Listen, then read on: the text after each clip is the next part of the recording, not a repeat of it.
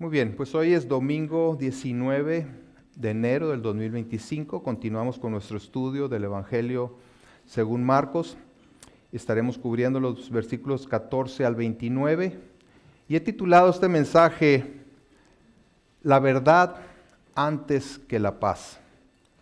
La verdad antes que la paz. Vamos allá a la escritura, Marcos 6, versículo 14. Y leemos, y dice: oyó el rey Herodes la fama de Jesús, porque su nombre se había hecho notorio, y dijo: Juan el Bautista ha resucitado de los muertos, y por eso actúan en él estos poderes. Otros decían: es Elías, y otros decían: es un profeta o alguno de los profetas. Al oír esto, Herodes dijo: este es Juan, el que yo decapité, que ha resucitado de los muertos.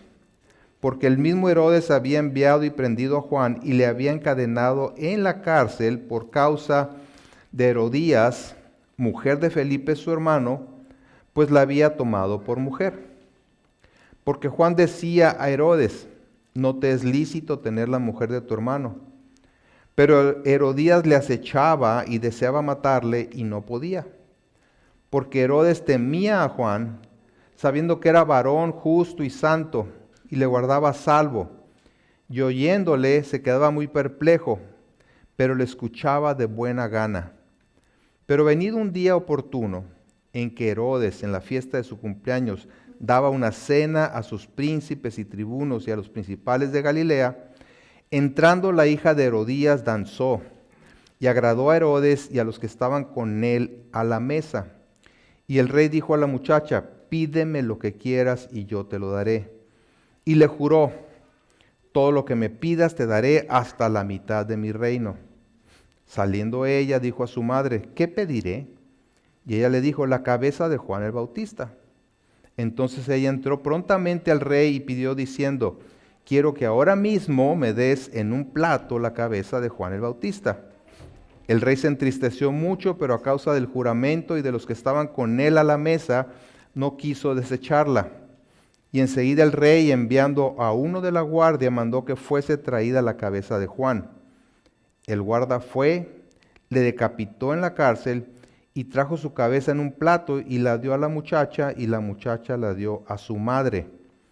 Cuando oyeron esto sus discípulos, vinieron y tomaron su cuerpo y lo pusieron en un sepulcro. Oremos.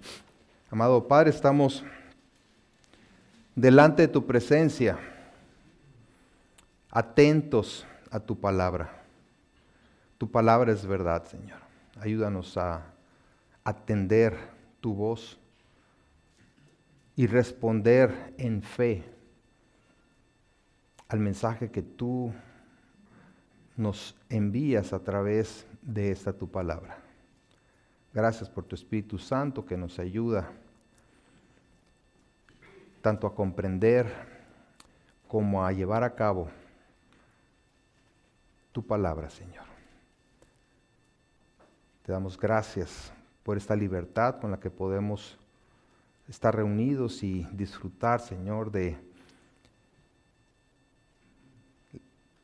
la comunión de los unos con los otros, mientras tú, Señor, nos hablas, nos instruyes, nos exhortas, nos enseñas, nos corriges. Gracias, Señor, por tu fidelidad en Cristo Jesús. Amén. Amén.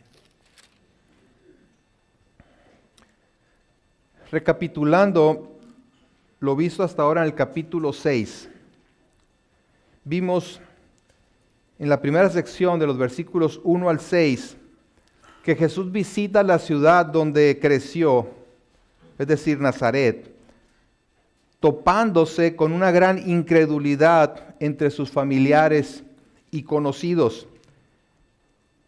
En el versículo 6, aquí del capítulo 6, dice: y estaba asombrado de la incredulidad de ellos, y recorría las aldeas de alrededor enseñando. Más adelante, en los versículos 7 a 13, Jesús envía a los apóstoles con autoridad a enseñar y predicar las buenas nuevas del reino. Y en el versículo 12 y 13 dice: y saliendo predicaban que los hombres se arrepintiesen, y echaban fuera muchos demonios, y ungían con aceite a muchos enfermos y los sanaban. La conclusión de esta campaña de evangelismo por parte de sus discípulos es presentada más adelante en el versículo 30. En el 6:30 dice: entonces los apóstoles se juntaron con Jesús y le contaron todo lo que habían hecho y lo que habían enseñado. Y en medio de estas dos porciones, Marcos introduce la historia de la muerte de Juan el Bautista por orden de Herodes Antipas. Una historia realmente macabra en la que su hijastra, instruida por su madre Herodías, le pide la cabeza de Juan después de danzar delante de él y sus influyentes invitados a un banquete. La pregunta es, ¿qué hace esta historia que al parecer no tiene relación con lo demás, precisamente en esta parte de la narrativa de Juan? Bueno, yo creo que tanto para la audiencia original de Marcos, que eran creyentes romanos de origen gentil, como para nosotros, es una clara advertencia de las implicaciones de seguir a Cristo y mantenerse firmes en la proclamación de la verdad. Por un lado, si a Jesús lo menospreciaron sus familiares y no creyeron en Él, ¿qué podemos esperar nosotros? Y por otro lado, predicar el mensaje de arrepentimiento y la fe en Jesús resulta, sí, en la satisfacción de ver a mucha gente siendo liberada de la esclavitud del pecado. Pero mantenerse firme en la verdad implica una férrea oposición y rechazo de muchos, al grado inclusive de correr el riesgo de morir. La trágica e injusta muerte de Juan el Bautista es un claro ejemplo de esto, ya que su determinación por confrontar al pecador le costó la vida. Jesús advirtió a sus discípulos que ser fieles en la proclamación del Evangelio implicaría una gran oposición tanto de desconocidos como de familiares, y no solo eso, sino persecución, cárcel, tortura y hasta la muerte.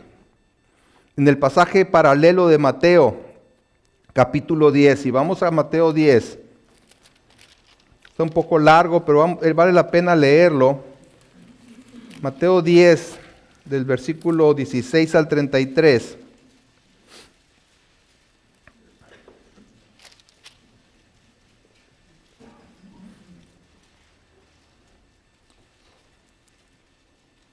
Al enviar Jesús a sus apóstoles a predicar el Evangelio, les dice lo siguiente, dice: he aquí, yo os envío como ovejas en medio de lobos. Sed pues prudentes como serpientes y sencillos como palomas.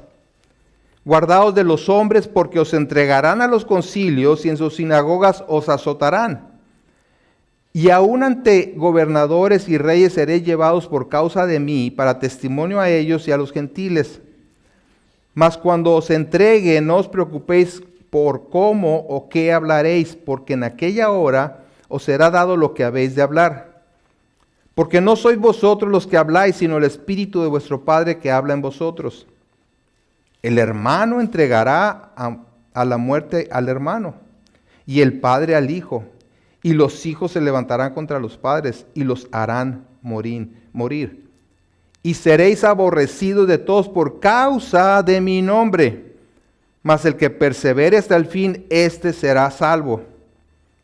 Cuando os persigan en esta ciudad, huid a la otra, porque de cierto os digo que no acabaréis de recorrer todas las ciudades de Israel antes que venga el Hijo del Hombre. El discípulo no es más que su maestro, ni el siervo más que su señor. Bástele al discípulo ser como su maestro y al siervo como su señor.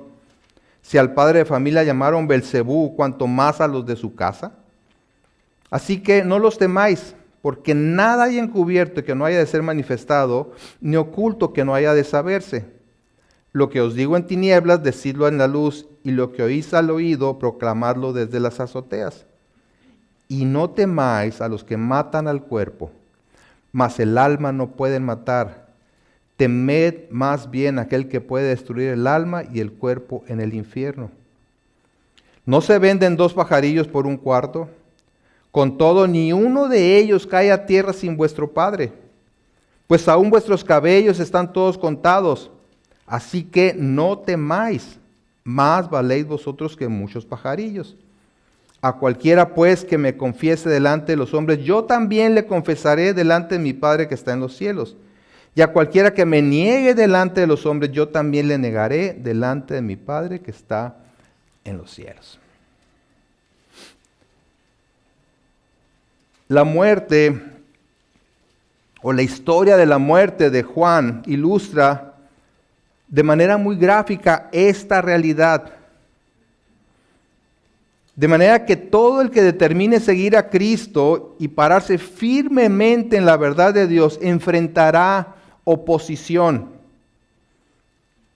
a veces mínima y en ocasiones hasta la muerte, inclusive de parte de sus propios familiares, tal como dice aquí el pasaje.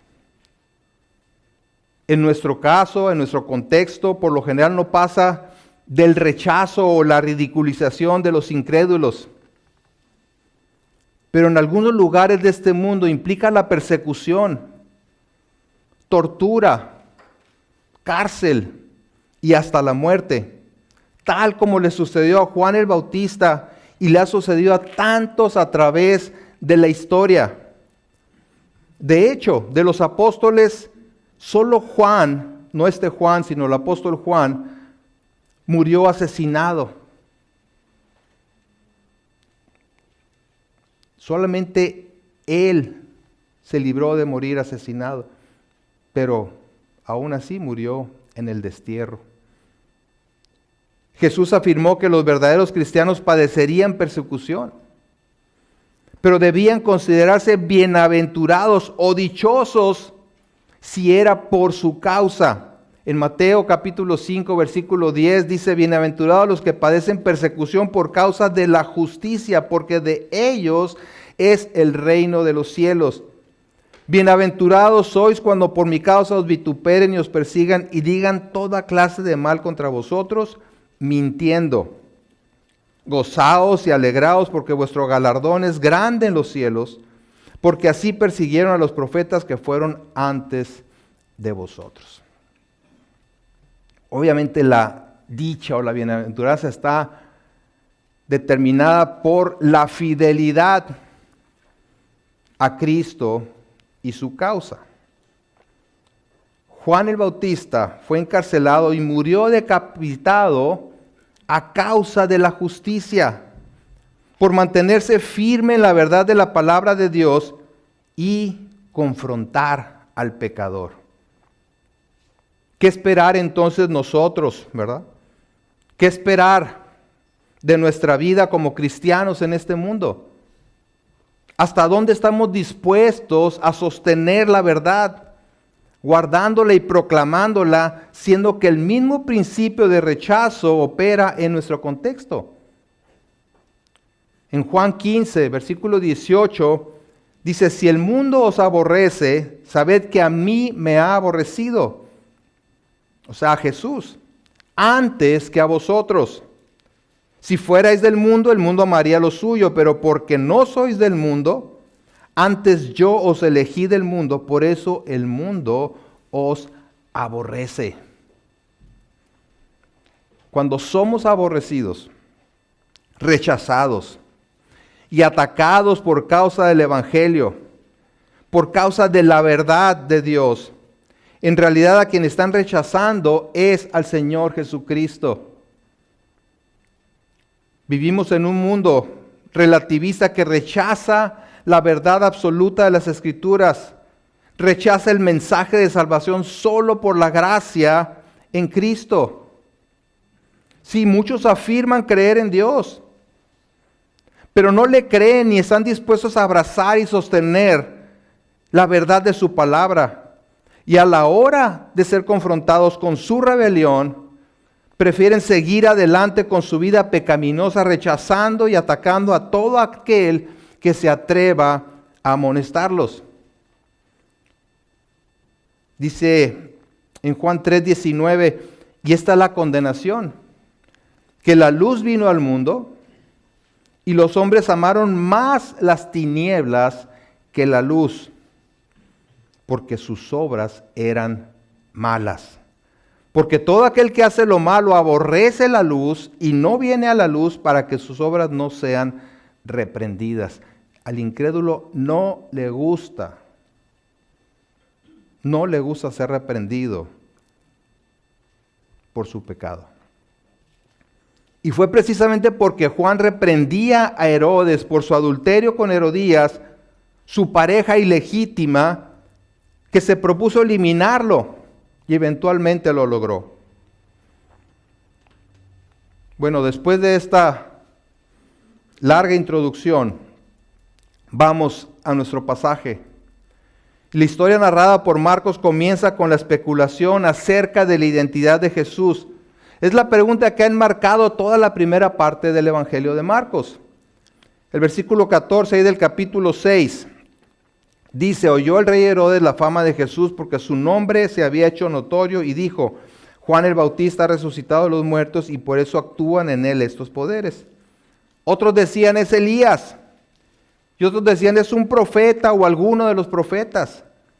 Al oír esto, Herodes dijo: este es Juan, el que yo decapité, que ha resucitado de los muertos. Preocupado por la creciente fama de Jesús, Herodes comienza a especular acerca de la identidad de Jesús. Estaba sumamente temeroso porque pensaba que en realidad se trataba de Juan, quien había resucitado. Y seguramente, según su pensamiento, tomaría represalias en su contra. Muchos en aquel entonces creían que algunos regresaban de la muerte con ciertos poderes, como fantasmas capaces de hacer milagros. Ahora, ¿quién es este Herodes? El Herodes al que se hace referencia aquí es Herodes Antipas, hijo de Herodes el Grande, quien gobernó Judea como rey, cliente de Roma entre el año 37 y el 4 antes de Cristo, es decir, como unos 33 años aproximadamente. Herodes el Grande era rey durante la época del nacimiento de Jesús. Fue el que alertó o el que quiso matar a los niños de hasta 2 años porque se sintió amenazado por el nacimiento de un rey, de un supuesto rey, de Jesús. Él murió poco tiempo después y toda la región sobre la cual gobernaba fue dividida en 4 sectores y asignada cada una de esos sectores a alguno de sus hijos. Tenía hijos con diversas mujeres. A Herodes Antipas, el de la historia, uno de sus hijos, se le asignó precisamente una de las 4 partes para gobernarla, la región de Galilea y Perea. Y por eso se le llamaba tetrarca. Herodes Antipas era un tetrarca, era gobernante sobre 1/4 parte del reino. En realidad no era rey, sino gobernador de esa 1/4 parte.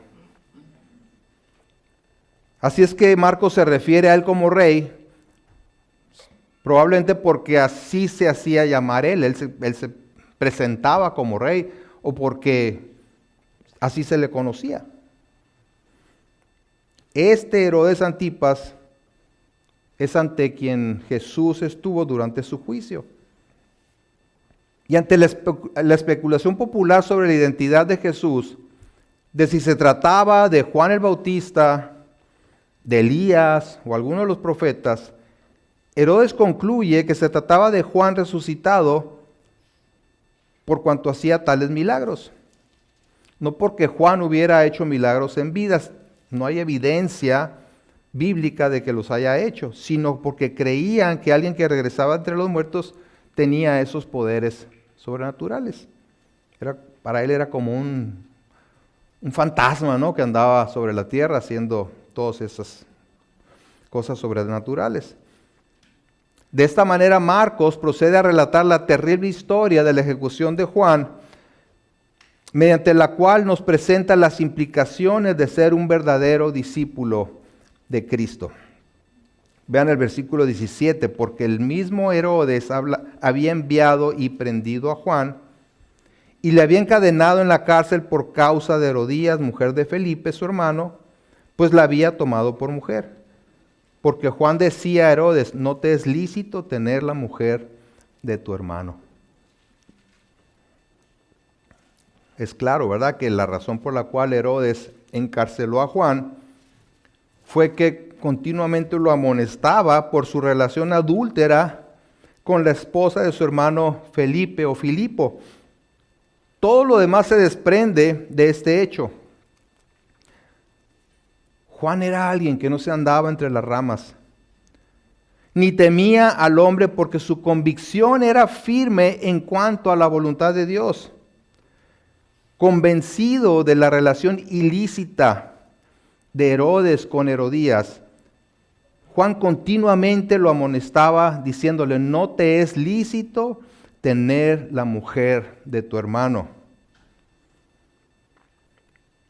Esa mujer a la que se refería era Herodías, que era hija de Aristóbulo, otro de los hijos de Herodes el Grande, y por lo tanto medio hermano de Herodes Antipas.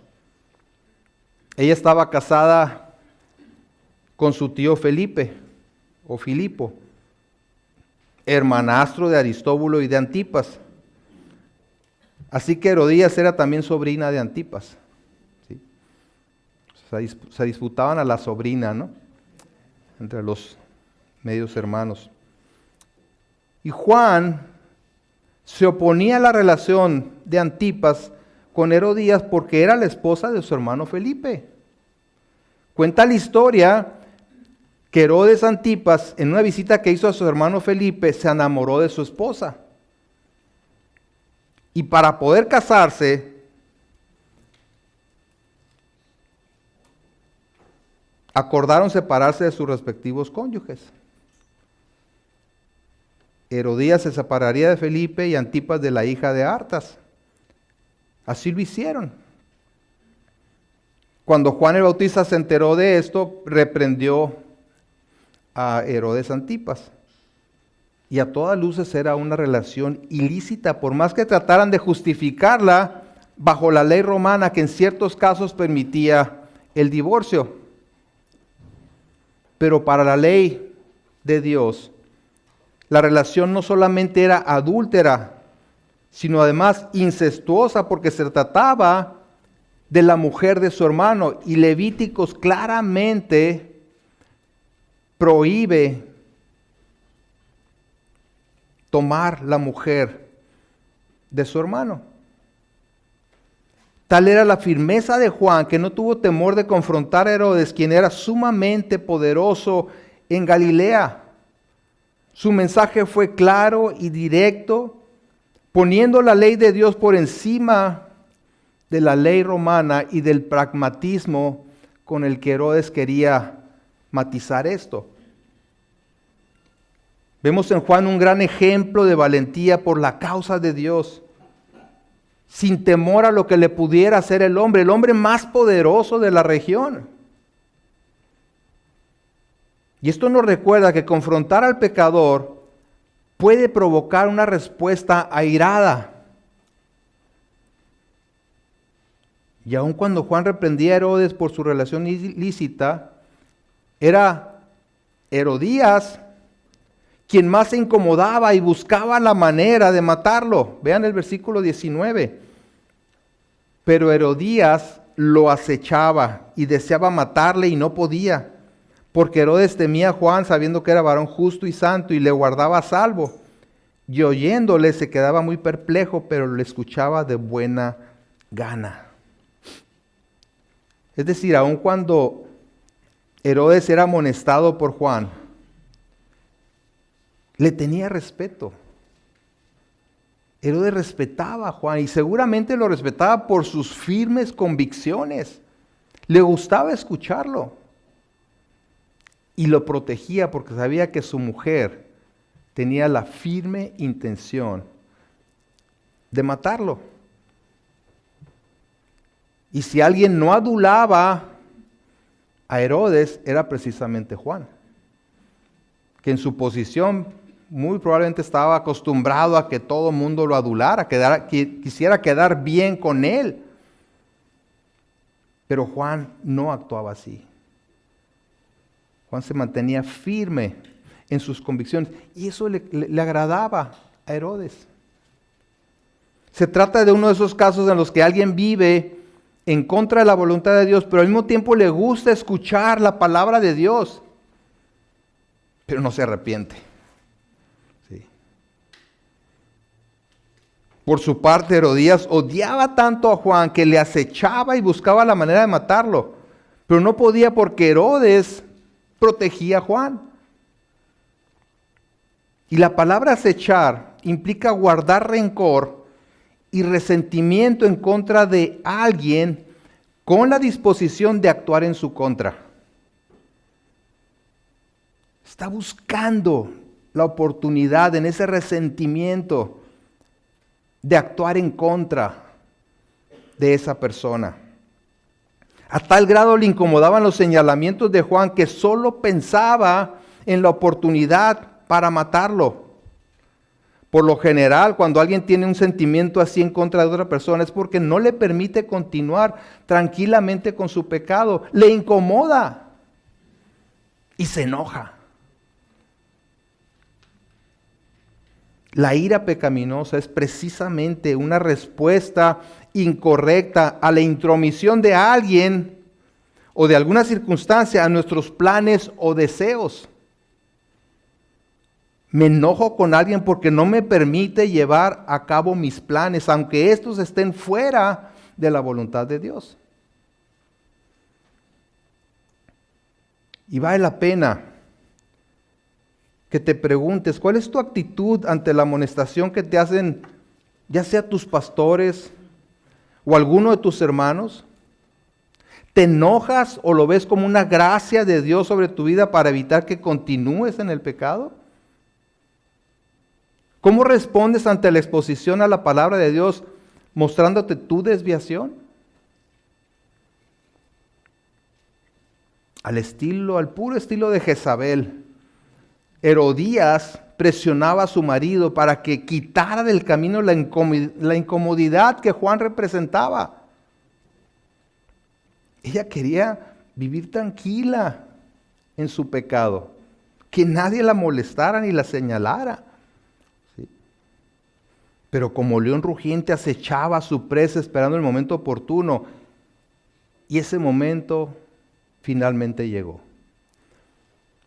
Dice el versículo 21, pero venido un día oportuno, en que Herodes, en la fiesta de su cumpleaños, daba una cena a sus príncipes y tribunos y a los principales de Galilea.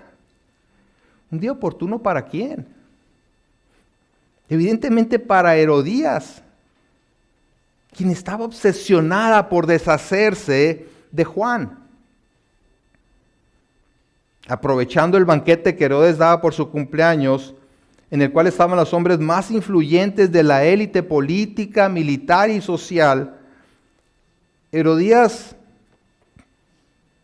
lanza a su hija a bailar delante de ellos.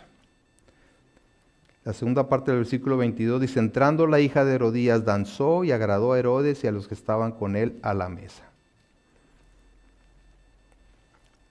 Evidentemente este espectáculo fue preparado por Herodías, la mamá de la muchacha que, según el historiador Josefo, se llamaba Salomé.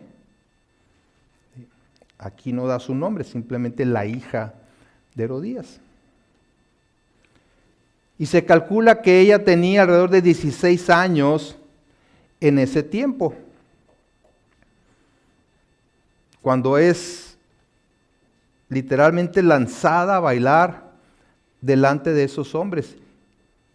Y creo que todos podemos llegar a la conclusión de que no se trataba de un baile inocente, sino de una danza sensual que movería sus pasiones pecaminosas.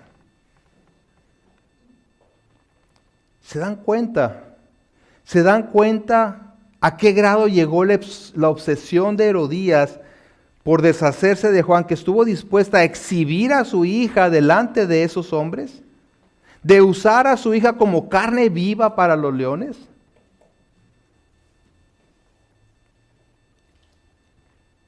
Pero así es la mentalidad del mundo.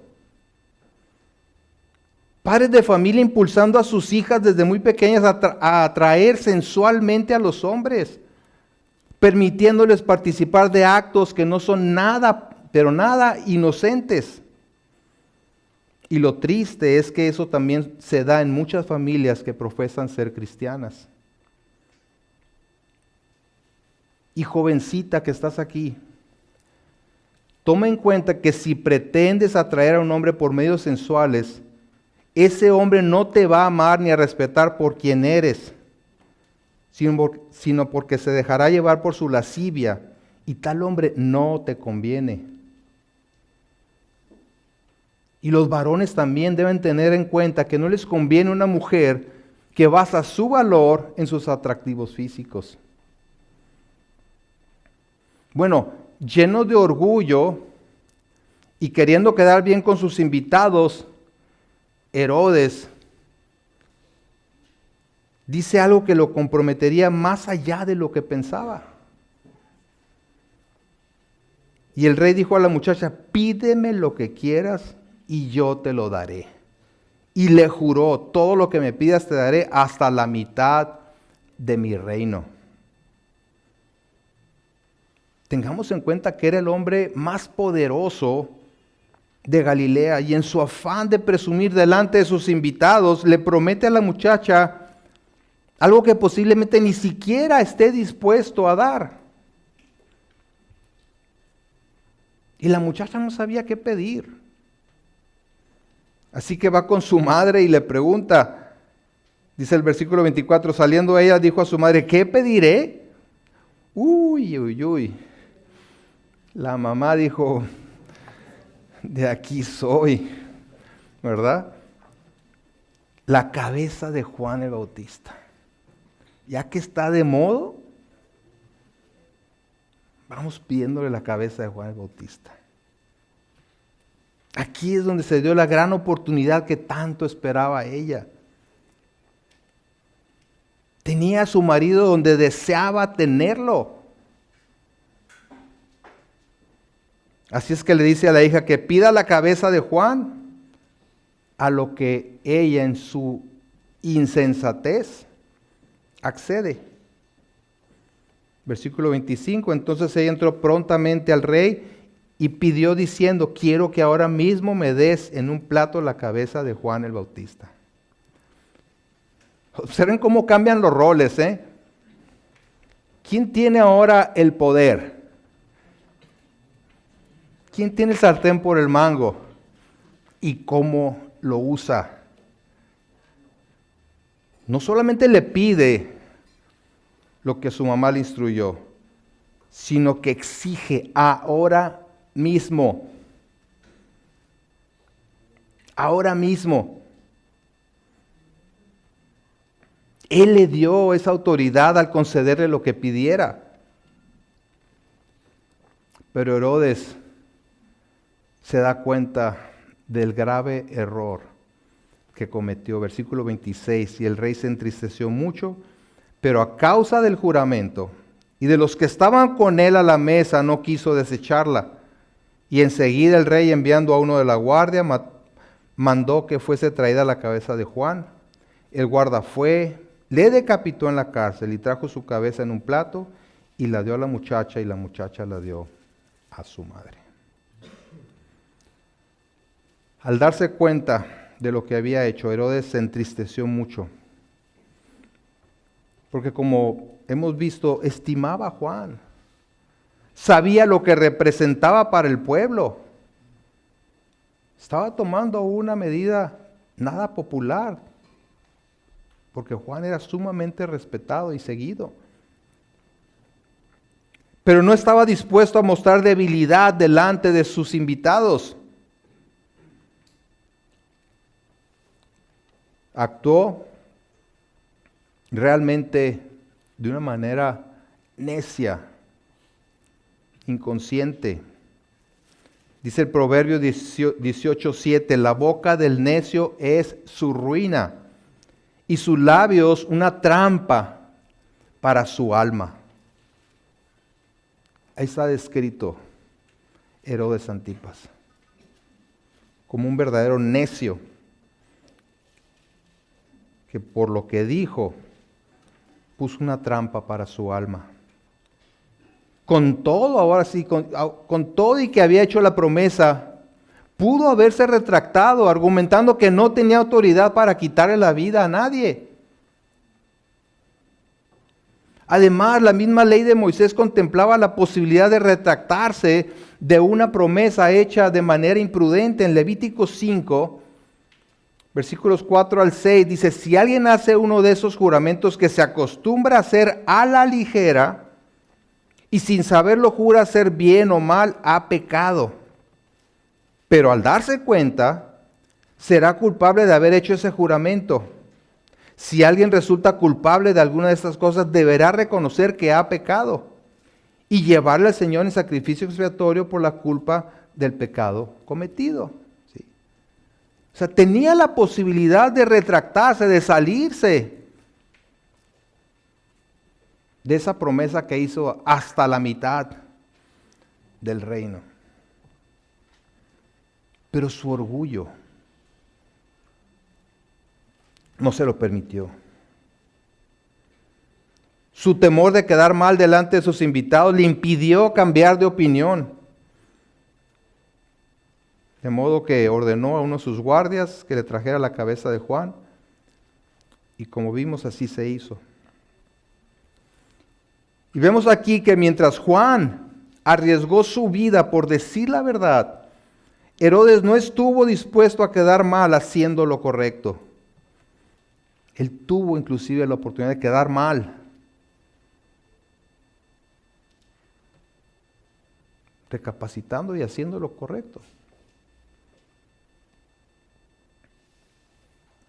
Finalmente Herodías recibe la cabeza de Juan como ese trofeo a su perversidad.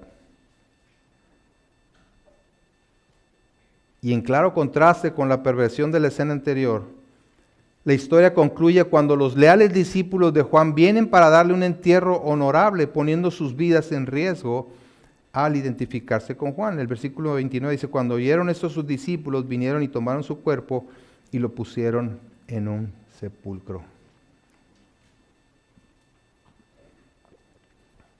Como hemos podido ver en esta historia,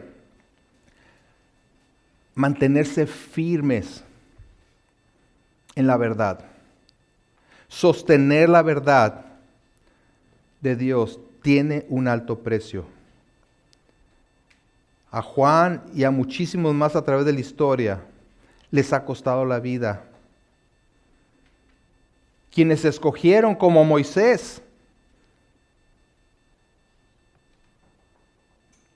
dice Hebreos 11:25, escogiendo antes de ser maltratado con el pueblo de Dios, que gozar de los deleites temporales del pecado, teniendo por mayores riquezas el vituperio de Cristo que los tesoros de los egipcios, porque tenía puesta la mirada en el galardón. ¿Hasta dónde? ¿Hasta dónde estamos dispuestos a proclamar la verdad? Pero más importante, a vivir de acuerdo a esa verdad. ¿Hasta donde no incomodemos a otros? ¿Hasta donde no se interponga en nuestros planes, en nuestros anhelos y deseos? ¿Nos preocupa más quedar bien con los demás que sostener la verdad de Dios?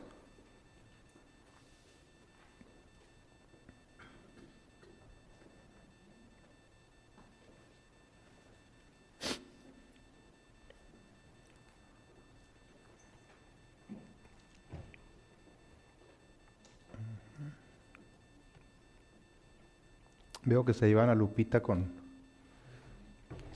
mucho dolor. Vamos a orar por ella.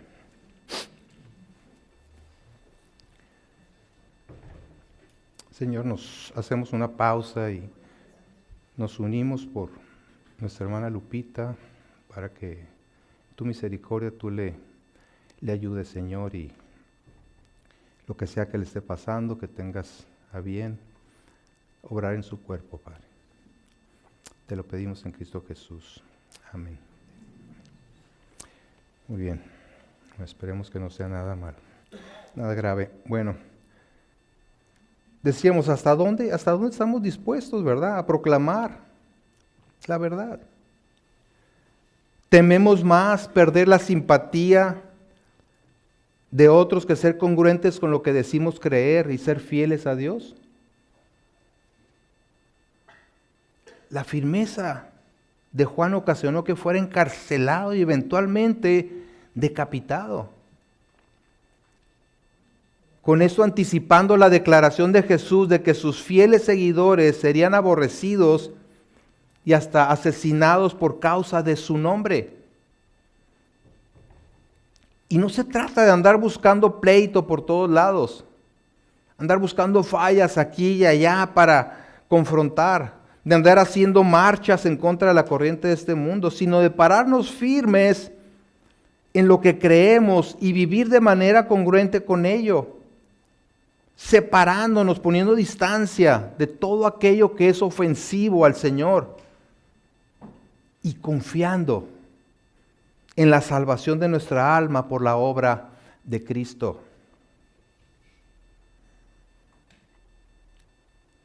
Pero también este pasaje de alguna manera nos confronta con la manera en que respondemos a la amonestación bíblica. ¿Cómo reaccionas cuando eres amonestado por medio de la exposición a la verdad? Ya sea en tu lectura privada, ante la predicación y enseñanza de la palabra, o por medio de algún hermano. ¿No es por lo general activando tu abogado interior para justificarte? En lugar de tener una actitud humilde reconociendo que pudieras estar yendo en contra de la voluntad de Dios, te defiendes y aún te enojas con aquellos que te hacen ver tu pecado. Isaías 66:2 dice: mi mano hizo todas estas cosas y así todas estas cosas fueron, dice Jehová. Pero miraré a aquel que es pobre y humilde de espíritu y que tiembla a mi palabra. ¿Es esa nuestra actitud delante de la palabra de Dios? ¿Temblamos ante su palabra?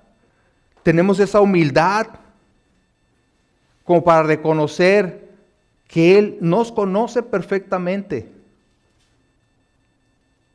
y que lo menos que podemos hacer es reconocer con humildad que tiene razón y que por amor a nosotros nos corrige, nos disciplina, nos guía? A Herodes le gustaba escuchar a Juan. A lo mejor te gusta escuchar la palabra de Dios, pero al igual que Herodes no te arrepientes, ni clamas por su ayuda. La actitud pasiva y la incredulidad de Herodes eran solo manifestaciones del desafío hacia Dios, continuando en su pecado, pensando que nada pasaría. Cuidado, ¿verdad? Cuidado con tener esa actitud. Cuidado con entretener el pecado minimizando su poder cautivador y destructor. Mejor arrepiéntete ante la amonestación divina y acude en su ayuda, fortaleciéndote en el poder de su fuerza y su gran misericordia.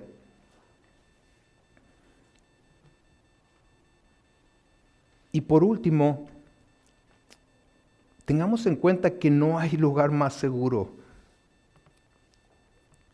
que en la fidelidad de Dios. No hay lugar más seguro que en Él. El Salmo 34:22 dice: Jehová redime el alma de sus siervos y no serán condenados cuantos en Él confían. Juan estuvo dispuesto a perder su vida no para ganar su salvación, sino porque confiaba en aquel que le prometía vida eterna. Y eso le permitió negarse a sí mismo y mantenerse firme en la verdad. Él vivía con los ojos puestos en lo eterno y no en las recompensas de este mundo.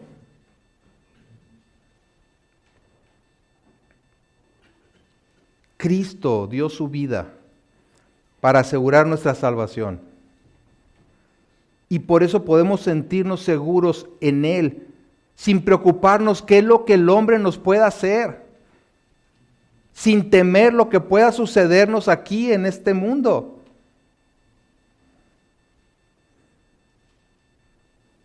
Podemos sentirnos seguros en Él, viviendo sin temor en este mundo caído, confiando plenamente en su promesa de salvarnos, si acudimos a Él en arrepentimiento y negándonos a nosotros mismos. Jesús dijo más adelante en el capítulo 8 ahí de Marcos 8:34, y llamando a la gente y a sus discípulos les dijo: si alguno quiere venir en pos de mí, niéguese a sí mismo, tome su cruz y sígame. Porque todo el que quiera salvar su vida la perderá. Y todo el que pierda su vida por causa de mí y del Evangelio, la salvará. Porque ¿qué aprovechará al hombre si ganare todo el mundo y perdiere su alma? ¿O qué recompensa dará el hombre por su alma? Porque el que se avergonzare de mí y de mis palabras en esta generación adúltera y pecadora, el Hijo del Hombre se avergonzará también de él cuando venga en la gloria de su Padre con los santos ángeles.